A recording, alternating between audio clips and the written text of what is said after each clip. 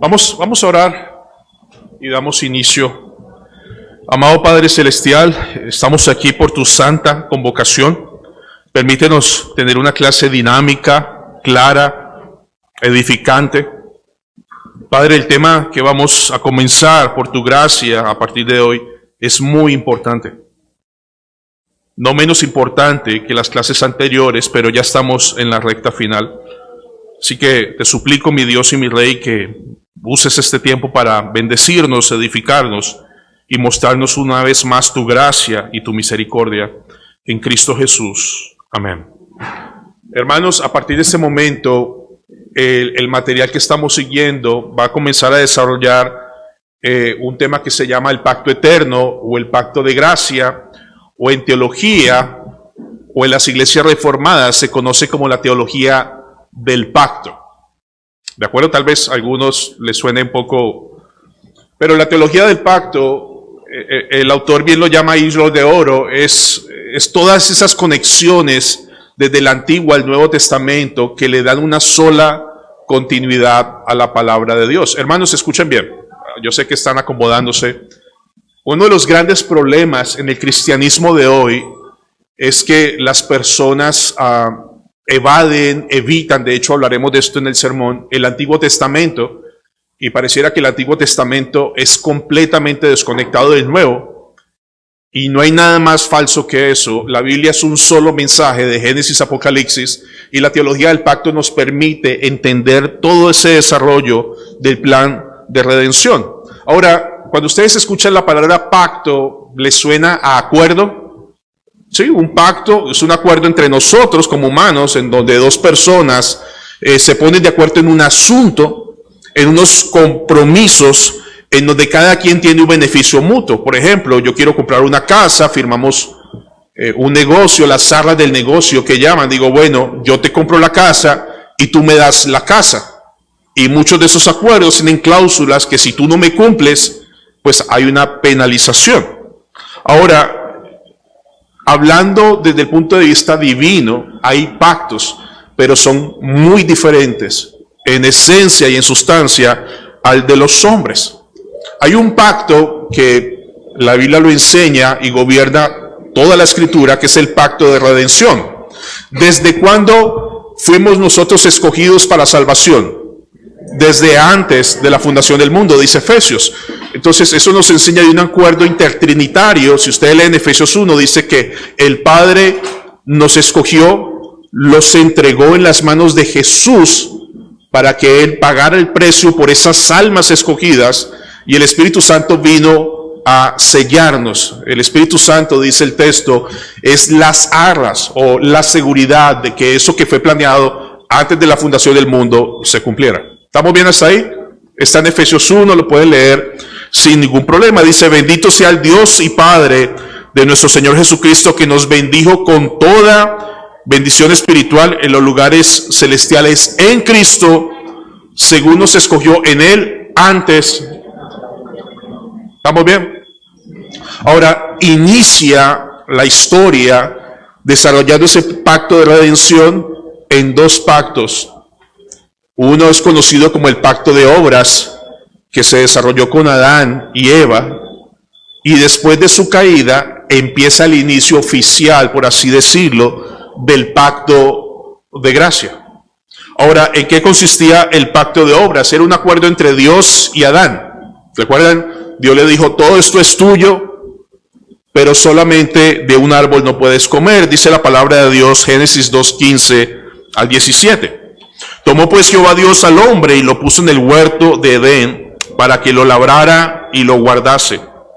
Y mandó Jehová Dios al hombre diciendo, de todo árbol del huerto podrás comer, mas del árbol de la ciencia del bien y del mal no comerás, porque el día que de él comieres ciertamente morirás.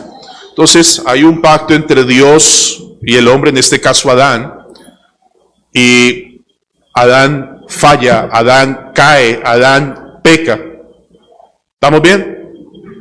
Y a partir de ese momento, el hombre queda destituido de la gloria de Dios, y todo hombre a partir de Adán nace muerto en sus delitos y pecados, porque Adán era el representante federal del hombre, y todas las consecuencias cayeron sobre la humanidad. De hecho, hermanos, ese pacto de obra sigue vigente, en el sentido que obliga a todo el mundo a obedecer perfectamente la ley de Dios para poder de alguna manera llegar al cielo, pero bajo ese pacto de obras nadie se puede salvar ni llegará a salvarse como hombre. Es a partir de Génesis 3:15 que el Señor establece el primer protoevangelio o las primeras luces de ese plan de salvación. Recuerdan que el Señor dice: pondré enemistad entre ti y la mujer, entre tu simiente y la simiente suya. Esta te herirá en la cabeza y tú le herirás en el calcañar. Hermanos, a partir de Adán y Eva, después de su caída, no hay manera alguna de que el hombre por sí mismo se salve. Y Dios establece desde el principio que el único camino a la salvación está en una persona, aquel, dice el Señor, que herirá la cabeza y éste le herirá de calcañar. Y ustedes saben que está hablando de quién, de Cristo Jesús. Entonces Dios hace pacto con Adán, luego ustedes van más adelante, hace pacto con Noé en el diluvio, y luego llegamos a lo que se conoce como el pacto de gracia, o el pacto con quién, con Abraham. Hermanos, no es que antes de Abraham no existiera la gracia, es que en el pacto con Abraham Dios establece como la esencia, la declaración, la sustancia de este pacto. ¿De acuerdo? Hermanos, en sus Biblias Génesis 17, está en Génesis 12, luego un poco en 15, pero en el 17 hay ciertos asuntos. Antes de ir al texto, quiero hacer uso de la memoria para refrescarles a ustedes cómo fue este pacto. ¿Listos? Génesis 17, lo dejan ahí. En Génesis 17, en Génesis 12, recuerdan, Dios le hace una promesa a Abraham. ¿Cuál fue la promesa? En ti serán benditas todas las naciones, y Dios le promete una descendencia, le promete un hijo. Luego ustedes van a Génesis 15 y 16 y ven el caso de Abraham queriendo cumplir esta promesa en sus fuerzas, acostándose con su sierva, gracias a unas ideas de su esposa. Entonces en Génesis 17 el Señor vuelve y aparece y establece su pacto, ¿de acuerdo? Y en el mundo antiguo el pacto se hacía de la siguiente manera, solamente aprovechando el tiempo. Entre los antiguos el pacto era de la siguiente manera: se tomaban unos animales, ciertos animales, cierta cantidad de animales, y se partían en dos, por la mitad, ¿de acuerdo? Y se cogía una parte del animal, se ponía a un lado y la otra parte al frente, haciendo un camino entre ellos. Les estoy hablando cómo se hacía un acuerdo, no como ahorita que es escrituras, sino cómo se hacía en la antigüedad. Entonces se colocaban dos animales partidos, y lo que se hacía era que los contratantes o las personas dentro de ese pacto decían: bueno, vamos a pasar juntos por la mitad de estos animales, y el que incumpla el acuerdo va a morir, o la sentencia es va a acabar como esos animales. Así se hacían estos acuerdos en la antigüedad. Cuando Abraham le dice: bueno, yo cómo sé que tú vas a cumplir eso que me has prometido de una gran descendencia, y Dios entra en pacto con Abraham. Y si ustedes recuerdan en Génesis 17, Abraham pone los animales. Y Abraham, ¿qué pasa después? ¿Recuerdan? Se queda dormido. ¿Y quién pasa por la mitad? Dios. Y es interesante, si ustedes escucharon lo que les dije, ¿quién asumió tanto la carga de parte de Dios, si me permiten, en ese pacto, y la carga del hombre al pasar solo Dios? Dios. En ese pacto el hombre no tuvo nada que poner, nada que ofrecer, y Dios lo asumió todo. Si ustedes se fijan en Génesis 17, alguien debía morir, porque el hombre no cumplió, pero Dios asumió las condiciones del pacto del hombre. ¿Quién terminó muriendo? Cristo. Entonces es un pacto de gracia. Ahora, hermanos, Génesis 17, 1 me corresponde enseñar a mí las dos condiciones del pacto, las dos primeras de varias. Luego el hermano Camilo continuará con ellas.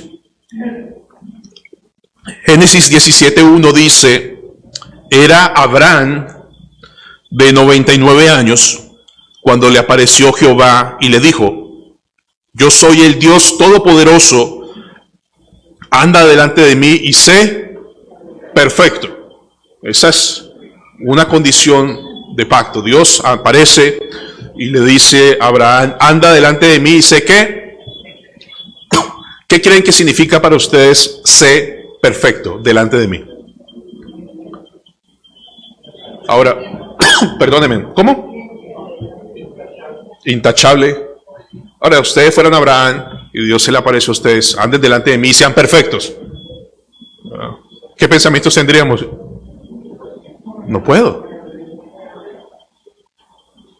O sea, la exigencia en este caso iniciando es, Dios demanda que sea perfecto. Pero esa perfección dentro del pacto, ¿a quién apunta? A la justificación por fe. Aquel que sí vivió una vida perfecta de obediencia y aquel que en su gracia nos imputa su vida perfecta de obediencia de tal manera que esta parte del pacto se cumple en Cristo. ¿De acuerdo? Para que no pensemos que Dios está colocando una carga imposible. No. Dios, sé perfecto. Son las condiciones del pacto. Pero sabemos bien que es imposible para cualquiera, para Abraham, ser perfecto. Y otra condición de pacto está en Génesis 17:7. Y estableceré mi pacto, se me fue el tiempo rápido, estableceré mi pacto entre mí y ti, y tu descendencia después de ti en sus generaciones, por pacto ¿qué? ¿Qué significa perpetuo? Eterno. Eterno. Dice, para ser tu Dios y el de tu descendencia después de ti. Esto no es un asunto meramente veterotestamentario, es un asunto eterno. Entonces, las dos primeras condiciones, de nuevo, no puedo profundizar para no tomar tema de Camilo, del hermano Camilo, pero en primera instancia, un aspecto del pacto en sus condiciones es, Abraham anda delante de mí y sé perfecto. Y aún esa perfección es dada por Dios mismo a través de Cristo Jesús. Para poder entrar en pacto con Abraham en este pacto de gracia. Y el segundo aspecto es que es de carácter eterno, perpetuo, continuo. Hermano, en sus Biblias Gálatas 3, por favor.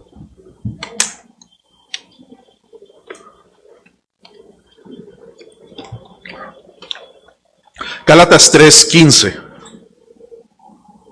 El apóstol Pablo hablando de este pacto, de este acuerdo entre Dios y Abraham. En Gálatas 3:15. ¿Listos?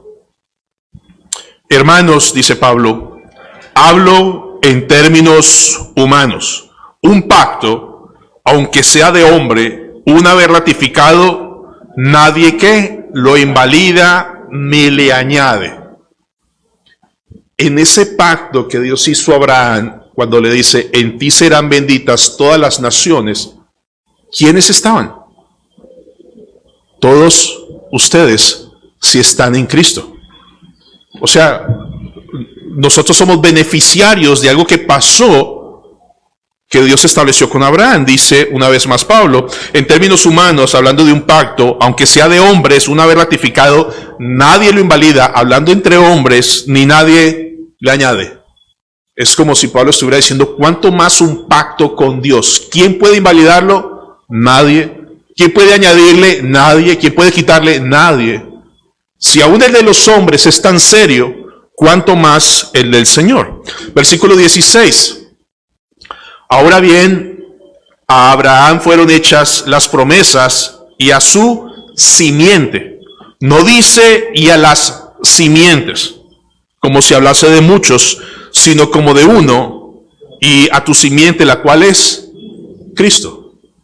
Entonces todas estas naciones serán benditas por causa de Cristo, en Cristo, por Cristo. Verso 17, esto pues digo, el pacto previamente ratificado por Dios para con Cristo, la ley que vino 430 años después, no lo abroga para invalidar la promesa. Ahora, solamente un poco de historia. Cuando Dios estableció este pacto de gracia con Abraham, ¿existía el pueblo de Israel? ¿Sí o no? Cuando, solamente para interactuar un ratito. Cuando Dios estableció en Génesis 12 con Abraham, ¿ya existía el pueblo de Israel? No, porque el pueblo de Israel nació con Jacob. Entonces viene Abraham, luego viene su hijo Isaac, y luego viene su hijo Jacob. Y luego Jacob tiene 12 hijos, donde vienen las 12, bueno, más, pero vienen las 12 tribus de Israel. ¿Vamos bien? Entonces, antes de nacer Israel, 400 años atrás, fue hecho este pacto, que los hombres serían salvados por gracia.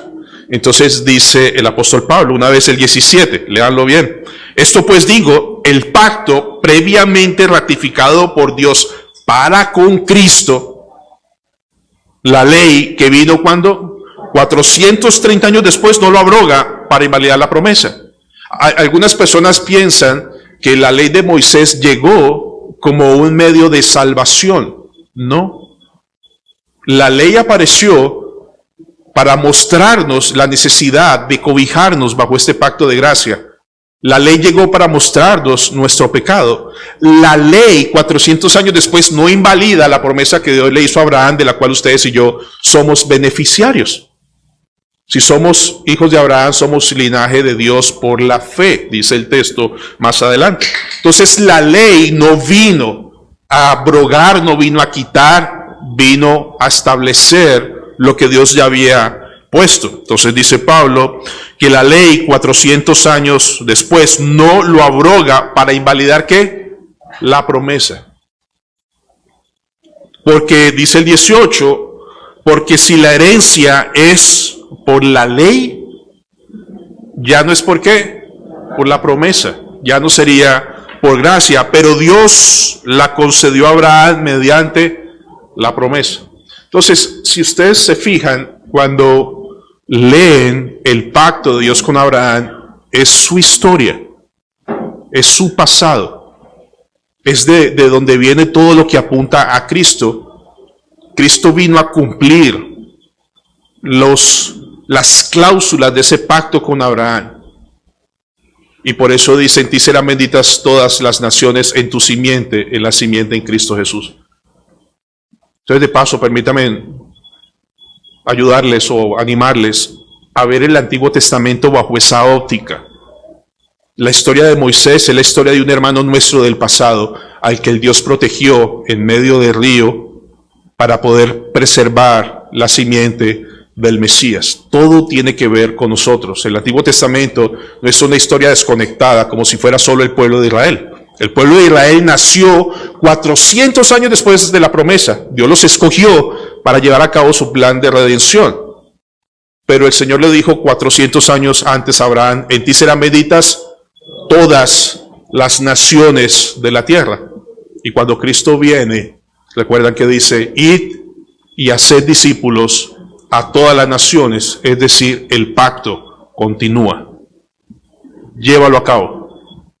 En ti serán benditas todas las naciones de la tierra. Hermanos, me rindió. ¿Alguna pregunta? Señor y Padre Celestial, gracias, mil gracias por quien eres, por establecer pacto con personas como nosotros, que la verdad no aportamos absolutamente nada o mucho, que es el pecado que llevó a Cristo a la cruz. Que Dios como tú, que diseña un plan de salvación, castigando a tu propio Hijo, al inocente. Qué amor tan grande y sublime. Mostrarnos en ese pacto como Abraham, cómo tú asumes las cláusulas completas del hombre y las tuyas, a sabiendas que en ese pacto implicaba la muerte de tu primogénito. Nadie en este lugar, ni por un solo segundo, ofrecería a su hijo por nada. Pero en tu misericordia y en tu gracia y en tu gran amor inexplicable y eterno, decidiste crear un plan de salvación tan grande que desde Abel, dice, por fe fue salvo.